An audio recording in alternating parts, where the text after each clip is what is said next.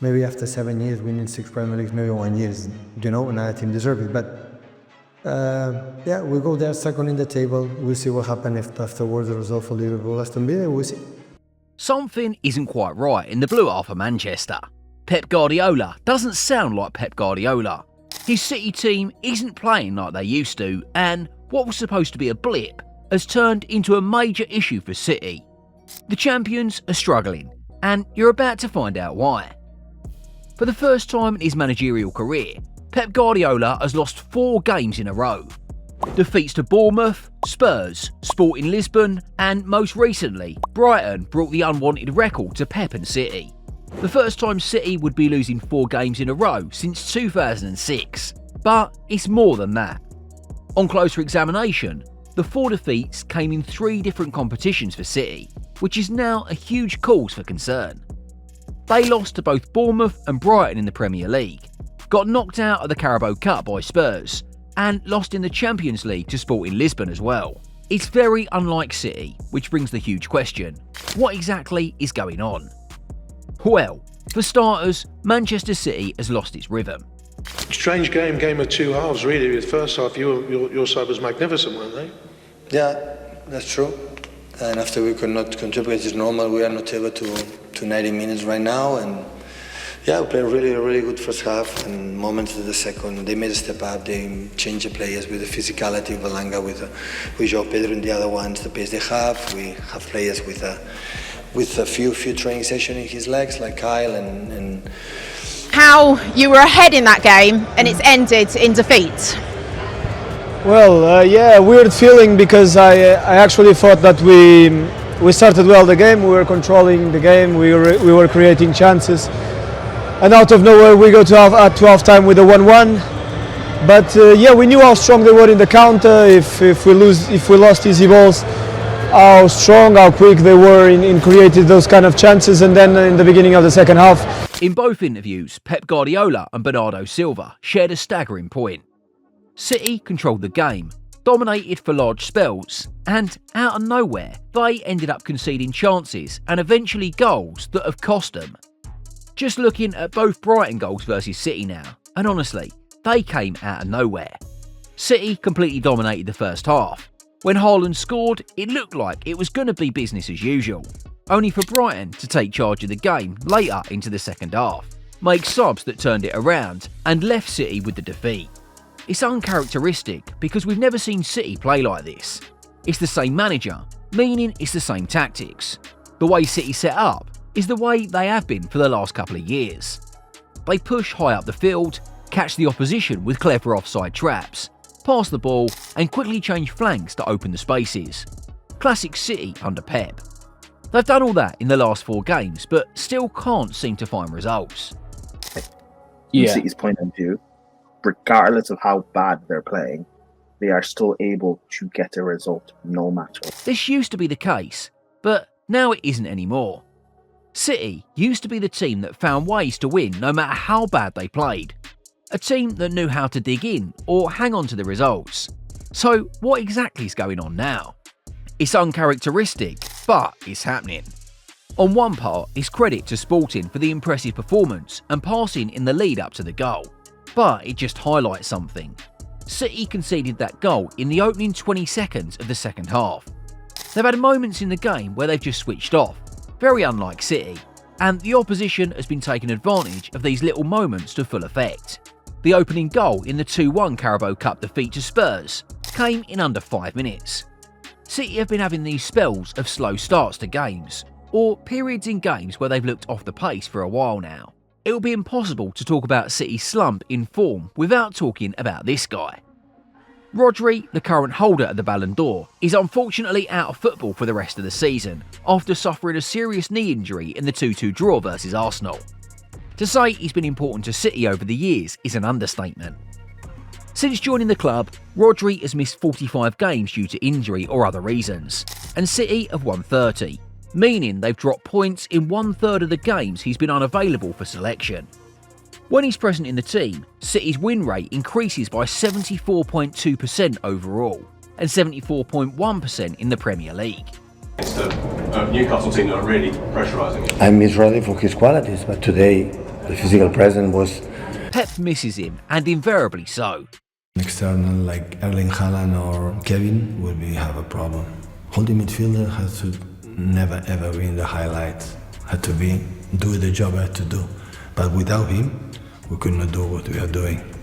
But the highlights belongs to other people. Holding midfielder has to think for the rest of the team. Like he said in the latter part of his interview, while the holding midfielder never really gets the recognition like the rest of the attacking players, he's the one who has to think for the team. And it seems like in this case, when Rodri isn't available, there's no one who can think for this current City team. They haven't been able to replace Rodri or his presence in midfield, and it's become very obvious. I think Rodri missing is a big plus. I think Rodri makes that team tick a lot better. Just going back to the defeat to Wolves last season, and even the opposition manager, Gary O'Neill, was in the same view. Rodri for City has always been a big issue. He makes them tick better, and when he isn't there, they struggle.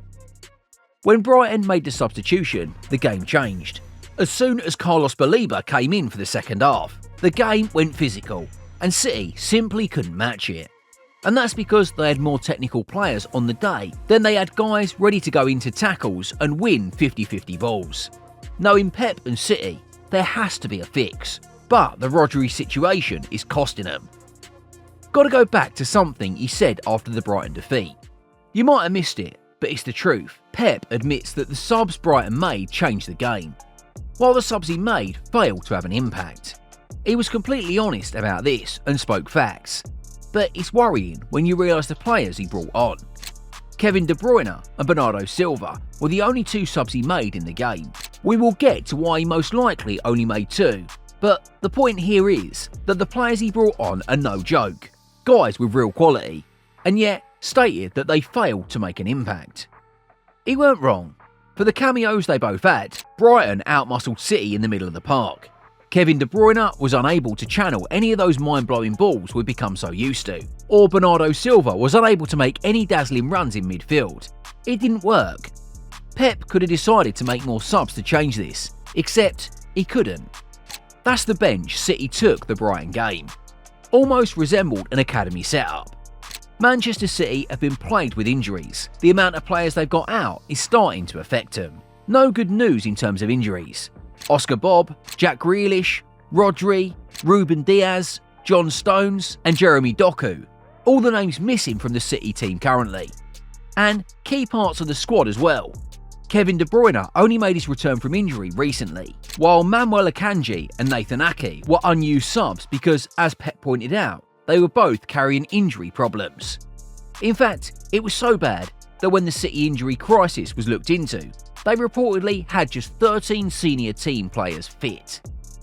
Against Brighton, they had to field 19-year-old Jemai Simpson-Puzzi, who was making his debut for the team at the time. Guardiola played at centre-back, and Mateus Nunes played out wide on the left. It wasn't a classic City team. Pep is having to play makeshift. Back to the players they've got on the pitch now, and here's another problem. City isn't scoring enough goals. They're giving up way too many chances. I mean, the goals disparity in the rest of the team this season is a problem. Haaland got 12. The rest of his teammates, the second closest to him are Josko Gvardiol and Mateo Kovacic, who both have 3 goals each. Speaking of problems, here's one. Why haven't you subscribed to Pitch Hub yet? We got proper content like this, and all you gotta do is hit that subscribe button down below. When Kovacic and Guardiol's goals are added up, it only amounts to half the number of goals Haaland has scored this season. They quite simply put need more goals from other members of the team. Last season, Phil Foden was flying. 27 goals and 12 assists in 53 games for City. 19 goals and 8 assists in 35 league games. The PFA Player of the Season winner. But ever since the Euros, he's struggled, and it's affected his City form. He's got 1 goal contribution and an assist in the 8 league games he's played this season. There is the argument that he's got 4 goal contributions in 4 Champions League games, but generally, from the standards he set the season before, it's not good enough. Going back now to City's most successful season under Pep, the 2022-23 season, and a key part of the team was this guy. Ilkay Gundogan, When he left, City knew they'd lost a midfielder who could pop up with goals in crucial moments. And so when the opportunity came to resign him from Barcelona into the summer window, they took it. Gundogan came back, but so far he's been a shadow of what he used to be at City. He hasn't quite lived up to the heights he did in his previous spell at the club. In general, Pep needs the rest of his team to step up. They can't just rely on Haaland for goals.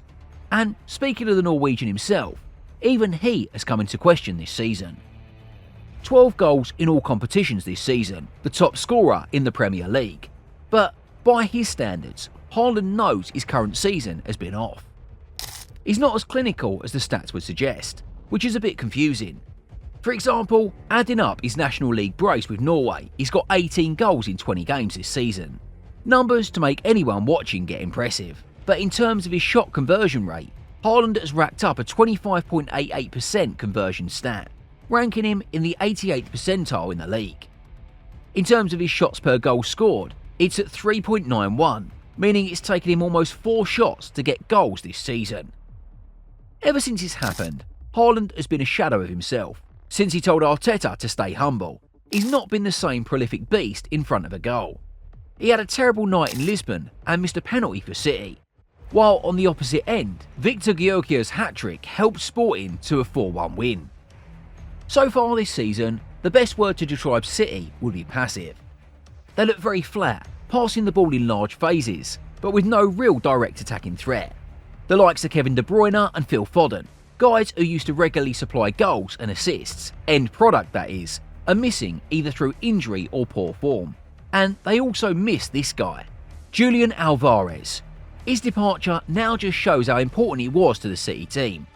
He was the guy who could play anywhere across the front three, could even pair up top with Haaland, but more importantly, could score goals, something City so badly needs this season. City has also had to deal with issues off the pitch this season as well, and it seems it's starting to affect the team too. We have more rumors and new specialists about the sentences that come up. We're going to see. So I know what the people are looking for. I know what they're expecting. I know it, what I read for many years, but I'm set. The 115 charges seem to be taking an unseen toll on Pep and his City team. As he states in the interview, it seems like everyone is so quick to point the finger at City and accuse them of breaching laws and rules, that there's the general belief that they're guilty of doing so without actually checking it. Trying to keep himself and his players away from the news hasn't quite worked, and in the end, he's had to answer questions regarding the subject. Even Jose Mourinho is still interested in the subject, and he's over at Fenerbahce. Seems distractions from outside are filtering in. Kevin De Bruyne's contract ends next summer, and if City were going to make a profit out of their Belgian superstar, it would have been in the previous window. De Bruyne stayed, however, and what that means now is if he chooses not to renew this season, then he will leave the club at the end of the season for free. It's becoming a very huge possibility. Losing a player like De Bruyne would be a huge blow, more so losing him for free. You look at City's activity in recent windows, and what was probably just a suggestion back then has developed into a worrying trend for the team now. They haven't strengthened enough. From the 2022-23 team to date, the team that won the treble that is, they've lost the likes of Julian Alvarez, Riyad Mahrez, Cole Palmer, Aymeric Laporte, Joao Cancelo, and there hasn't been any real effect replacements for these guys. Pep has attempted to put faith in youth players in the team, but with injuries to Oscar Bob and James McCarthy still learning his trade, he needs active solutions, which might suggest a busy January transfer window for the club. It might in turn be difficult to get quality replacements or names in the team, and this one is down to the manager. He's still very much undecided about his future, and it feels like it's costing the team now. Pep has been key to City's rise from Premier League dominance to European glory, but it's an ongoing project, and you just get the feeling that the players themselves understand this too. His future still hangs in the balance, and right now, if you're a City player, it has an adverse effect on the performances. With a manager's future uncertain, the players themselves might feel as though they don't have any point to prove, given that it could be a new face in the dugout at the end of the season. The more Pep continues to stall contract talks, the more this happens. It'll be very much insane to say he's lost the plot in the dressing room, but it doesn't right now feel as though he's got as much command in the dressing room as he did, say, months back, or even years back. Still needs some explaining why Jack Grealish would be unfit to play for City's first team, given that they miss a player like him and qualities, but he's getting called up to the English national team for the upcoming friendlies. Whatever the case is, one thing is for certain: you can never write off this City team. They've shown it times without numbers they are capable of producing comebacks and results from impossible positions. This situation won't be new to them. 5 points off the top of league leaders Liverpool. They came from 7 down in the 2018-19 to win the league that year. It's a classic City move. Once they get into steam, they begin to run the games where they steamroll the competition and don't stop. By far, this has to be Pep's most challenging season yet, in what could potentially be his final one. He's dealing with a depleted squad, a lack of form, and the first time losing 4 games on the bounce in his career. His time at the club and contract are in the balance. They're in a dark place, but if there's one man who can turn it around, it's still him. Heck, maybe the reason he might want to leave is because he's got a lot of prodigies in the league already. Mikel Arteta is still doing battle with him, and most recently, another one of his former students has emerged at a new club, Enzo Maresca and Chelsea. The Blues' new game plan is scary, and you can find out about it in the next video. I'll see you there.